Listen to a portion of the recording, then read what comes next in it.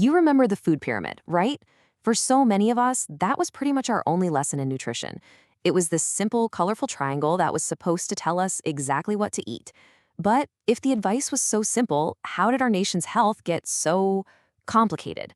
Okay, let's dive in and see how America's dietary advice got a complete, and I mean complete, overhaul. For years, for decades, guides just like this one from the USDA were, the final word on food. They were hanging on classroom walls, they were on our refrigerators. They just felt like this permanent part of American life that gave us a straight shot to being healthy. Well, here's the thing. While we were all trusting the pyramid, a national health crisis was just quietly taking root. The very guidance that was designed to keep us healthy was, according to a lot of experts now, completely failing. So, what on earth happened? To really get to the bottom of this, we first have to understand the history of this icon we all put so much faith in. So, the USDA has been in the food guide game for over a century. It kicked off with the basic 7 back in the 40s, mostly to make sure people were getting enough basic nutrients. Then that got simplified to the basic 4 in the 50s. But then in 1992 came the big one, the Food Guide Pyramid. And it put this massive emphasis on grains, telling us to eat 6 to 11 servings a day. Yeah, 11. And that, right there, is where the story really takes a turn. Because as Americans were trying to follow this advice, pretty much the exact opposite of what was intended started to happen. Today, a pretty shocking 60% of adults in the US have at least one chronic disease related to their diet. And we're not talking about anything rare here. We're talking about things like heart disease, high blood pressure, and type 2 diabetes becoming super common in our communities. And get this, more than 74% of US adults are now overweight or have obesity. Just let that sink in. That's almost 3/4 of all adults. It's a huge, flashing sign that the path we were on was, well, the wrong one. So, what was so wrong with the pyramid? Well, when you break it down, it's pretty eye-opening. First, it treated all fats like they were the enemy, putting heart-healthy olive oil in the same penalty box as harmful trans fats. Then, it made zero distinction between grains. So that basically gave a green light to a ton of refined carbs. You could hit that giant 6 to 11 serving goal with sugary cereals and white bread, no problem. Potatoes were just another vegetable, and oh yeah, there was no advice on exercise. At all. It was just this one-size-fits-all approach that totally missed the point of how nutrition actually works. In fact, the criticism got so loud that many experts now point the finger directly at the old pyramid. They argue its overly simple and just plain flawed advice might have actually helped create the very health crisis it was supposed to prevent.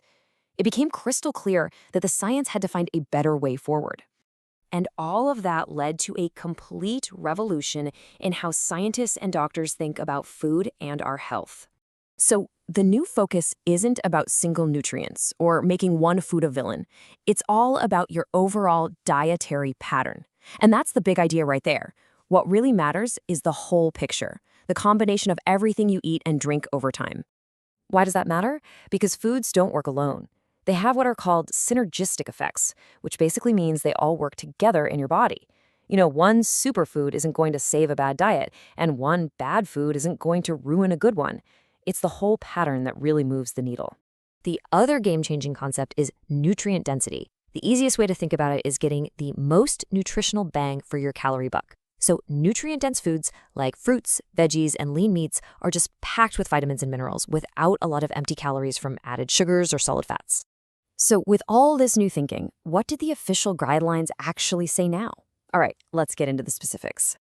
Wow, when you see it side by side like this, the shift is just, it's night and day.